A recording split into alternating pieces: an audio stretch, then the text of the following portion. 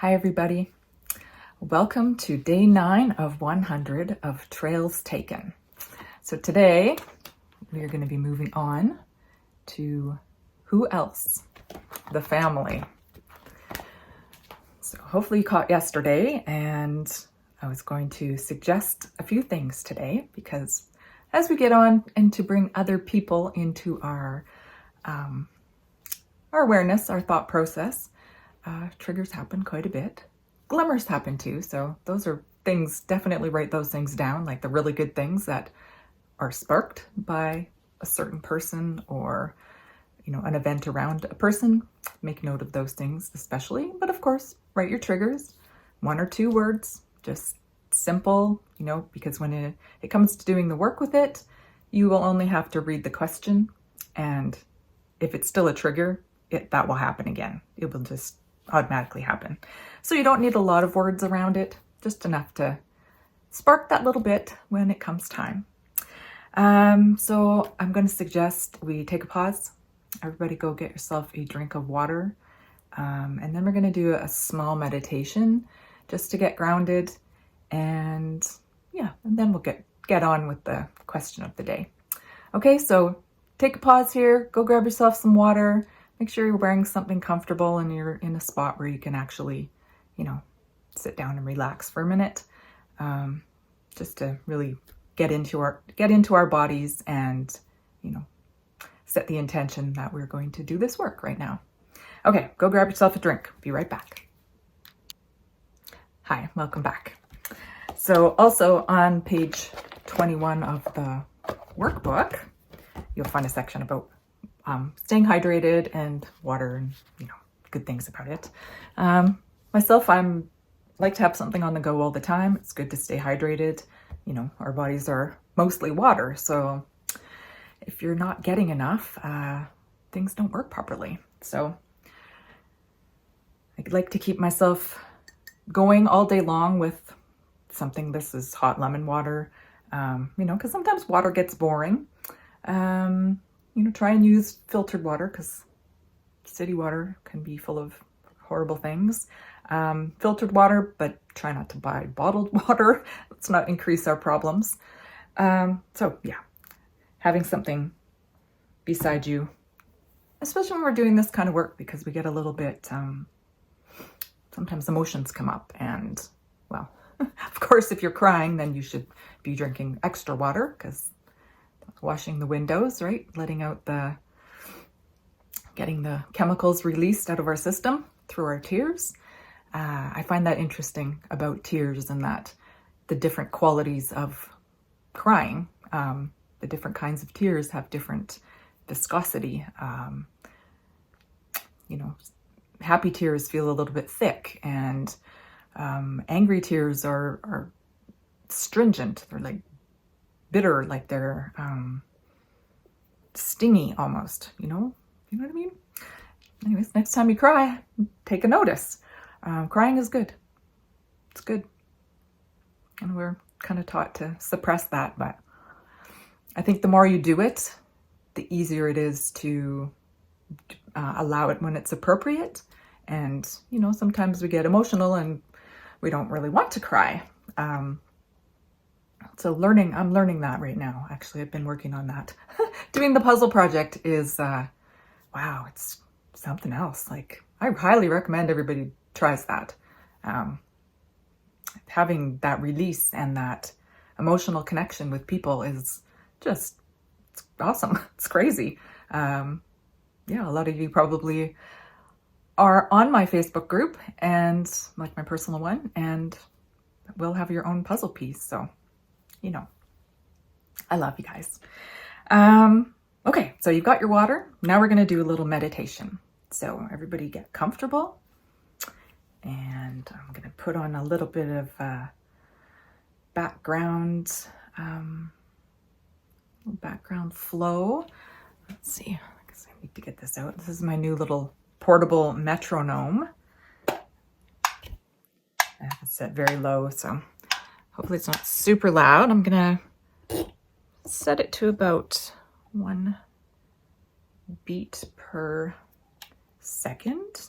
So set it to 60. should have my glasses on, it'd be easier. Okay, I think that's 60-ish. It's close anyways. All right. So everybody get comfortable. Sit back. Follow the rhythm and your natural breath. Feel it go into your lungs and the energy it carries flow through every part of your system. Down to your toes, connecting your feet with the earth. Perhaps tapping them a little bit on the ground just to be connected. Find the connection between the earth and your body. See if you can notice the rhythmic ticking, echoing in your cells.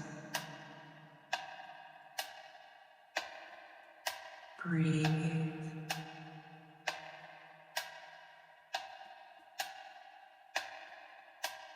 Okay. Now it should feel like you're fully embodied, and we can begin. All right. Ticking stopped.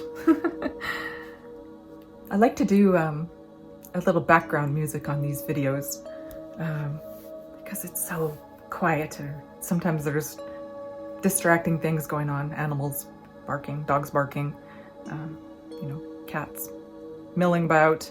So having something in the background that's constant is, I think, helpful in some ways to keep us a little bit focused. So anyways, the ticking though is a little bit intense. Okay, so our question for today on day 9 of 100, under our new section of Who Else? The Family, is our current relationship status. So examples are single, engaged, married, divorced, remarried, widow, widower, or other. And then of course, triggers that go along with those things. So, current relationship status. What is it for you? All right, such a simple question, but so many, it's loaded. It's a loaded question. How about that? I'm sure most of us have been in relationships in some way over the course of our lives. Not everybody. I have met some people in my life who just have chosen not to participate in that kind of relationship. Not that maybe they're looking for the exact perfect person, or they just are totally content on their own. Either way is completely fine, right? I do also have known some people who, fell in love with somebody and they couldn't be with that person, so they chose to be with no one for their whole entire lives, which seems so sad. But I understand that, there's a level of things that you want to experience for yourself, and if it's not going to be exactly as you want, then I guess, sometimes it's not going to come. That's a thing too, right? Like, you never know where the next relationship will come, and it doesn't have to be a romantic relationship. Friendships and partnerships and like work relationships. These are all just things that we, maybe you take the same bus every day and you see the same bus driver, you have a relationship there. So never discount a relationship. I think there's always something to learn. So current relationship status. We have, are you single? So like we just said, being single, there's nothing wrong with that, not settling, that's not a bad thing, but having a stringent checklist, if you've got this design of somebody in your mind and you think, the person has to be this tall and have this color hair and these eyes and be into these interests and, you know, be a certain distance along on their spiritual path, and they have to have like all these requirements to be checked off. There's nothing wrong with waiting for that person, because if you can imagine it, they've got to be out there somewhere. But you also have to put yourself in a position to find them, right? You can't sit in your house the whole day and then expect them to just knock on the door. Although they could be the postman. You just never know. Okay, are you engaged? Engagement is a very serious, probably one of the most serious commitments, the most serious decision that you could possibly make. At the same time, though, I believe an engagement should be the period of time where you are deciding whether that is your actual person. You know, take a little time to get to know the person. Even if you haven't been engaged, or if you spend a long time together before you got engaged, and things change, people change, and the little bit of security around, you know, the promise kind of blurs the lines sometimes. So just make sure you're still doing your due diligence and being open and communicating, because Lord knows my own experience left me mute. I never communicated. My ex-husband and I, we never really said anything negative to each other. We didn't want to disrupt the apple cart, basically, I would think. And we didn't want to screw up, and we didn't want to, we had children, and you don't want to disappoint them either. And we had a reputation a little bit for being, that couple. Somebody actually called us Mr. and Mrs. Campbell Soup. So, those are illusions. They're not the truth. So coming at relationships from your heart, really putting yourself first before the other person, because you've got to fill up your own cup before you can have any left over to spare. And that doesn't go for children, though. Children are completely different than a romantic relationship. They have that spot in there. That's it. It belongs to them. It doesn't come out. It doesn't disappear. It will be there forever. Married. Are you married? Are you currently married? Are you getting your needs met? Are you still settling? Are you afraid to make a change? Are you afraid to have a conversation? Are you completely happy and exuberant and sometimes neglect your marriage because it's just so easy? So check in with yourself, check in with your partner. Again, open, honest communication can be the only way. Even though it's tough sometimes to have those conversations, and they're going to hurt. I think we shouldn't be in relationships until we are capable. And Lord knows, most of our relationships, we are not capable. Because it takes a lot of work to get to that place where you're comfortable and confident with yourself, and you don't feel like, whatever happens between you and another person, you're still going to be okay. I'm still going to be okay. I've got myself to that place. So tough conversations are sometimes necessary. And, even if it's about breaking up, maybe you've already had all the communications and you can't, irreconcilable differences. You can't come to an understanding that propels you both forward in the same direction. And that's okay too. Like, we shouldn't have contracts that are so stringent that don't allow us for growth. And if somebody truly loves you, that's unconditional love. And we, if we're in a relationship, there should be unconditional love first before any other kind of love. It's why it's always good to be friends with somebody before you make a commitment like that. And this is one of those things I'm going to be working on in my future. I've always had this plan since I got divorced about making a new way of doing commitment, marriage, that kind of thing. I'll let you know some more details about that in the future days. Sorry, cat hair. And I don't have a cat, but I love them, so I visit when I see them in the hallway.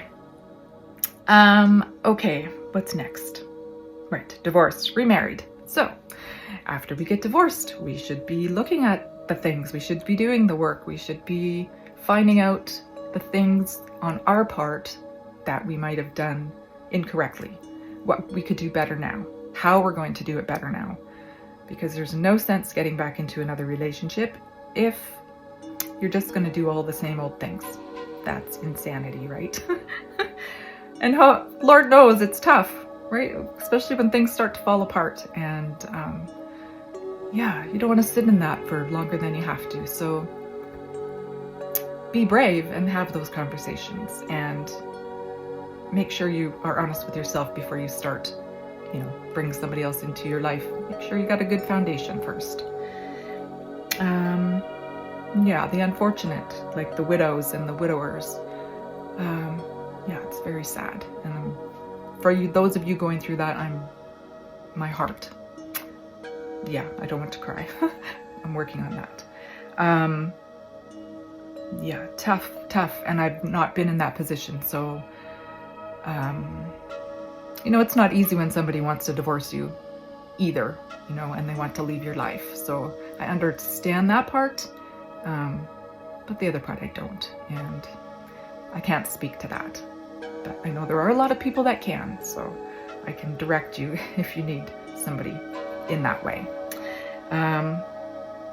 And I do know from people having told me, the pain doesn't ever really go away because they have a part of your heart, just like a child.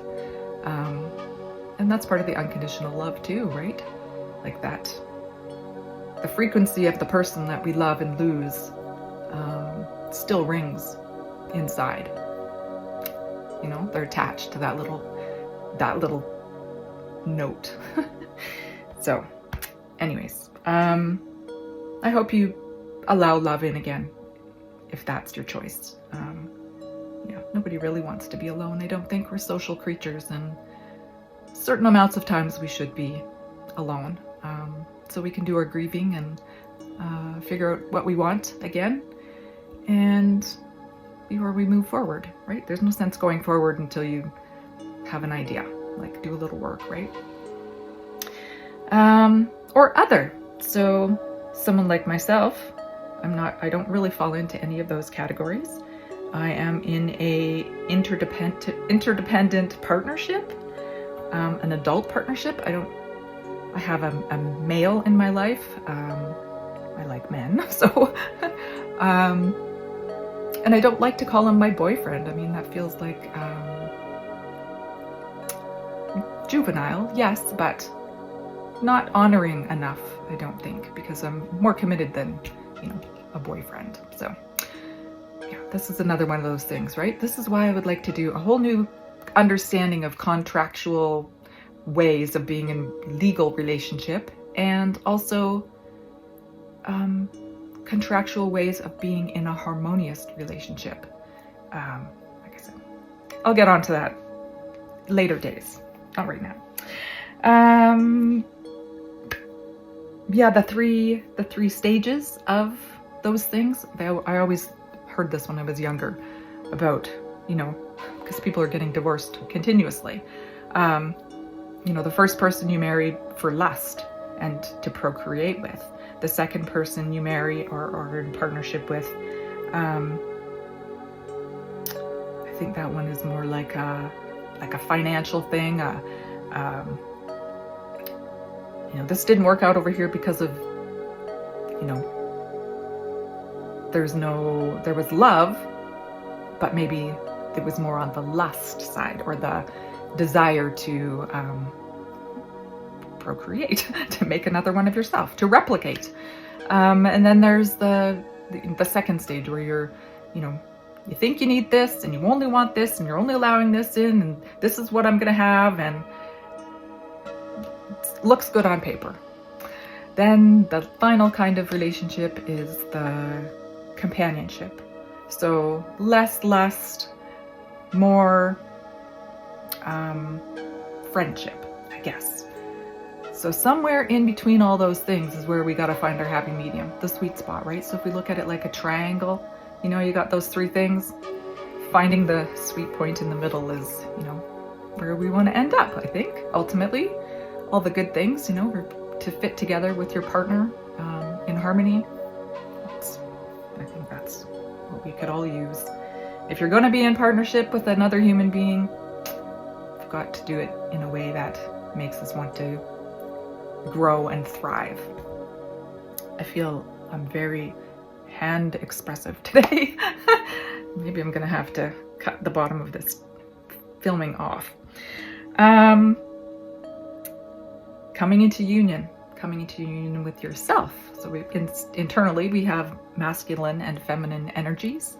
You know, they each contribute a positive and a negative effect. They both have, right? We're in dualism here. So they both have an ego side and a not ego side. I don't know what the other one is called, but right, there's a duality to both things. So breaking up with yourself, finding real love with yourself, coming to understand how you work within yourself and how those things balance within yourself, I think is the key. That's the key to knowing the type of person you are and the type of person that you would like to be in relationship with, if that's what you choose. Yeah, so my triggers this time were the boyfriend word and like interdependent, and the opposite, like codependent. I think a lot of us grew up being in codependent relationships and we didn't even know what that was. So finding our own foundation, our own feet, allows us to be in relationships that are interdependent, where we both contribute and we're both individuals contributing and growing a life together. And when it comes time to separating, you know, we're adults. We're in a relationship, there should be unconditional love. And if there isn't, you shouldn't be in that relationship. Period. So make a quick exit from that. Otherwise, there should be a foundation of love, even if it's just friendship, you know, underneath, if the relationship partnership breaks down in that way, then there should still be a foundation of love. There should still be, you know, the things that you enjoyed about the person are probably still there. And it's okay to let go. It's okay to move on. It's okay. Our society has made it so that it's, you know, we're the bad guy, or nobody wants to break up, or nobody wants to say it out loud. But, you know, some things need to be said out loud.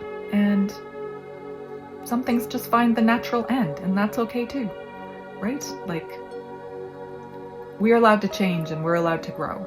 And I think we should just do that. So find love with yourself first. First love. Look in the mirror. When you can look yourself in the eye and tell yourself that you love yourself and truly feel it and mean it, you'll know what that is. You'll know that feeling, and you'll know if you're like, oh, this is ridiculous, or whatever, or I'm not lovable, or whatever it is that you say to yourself. It's all just masks and facades and things we've made ourselves believe and see, and it's not the truth. So go have a look at yourself in the mirror and get in a good relationship with that person, and then you'll have so much to offer everybody else. Until then, be well.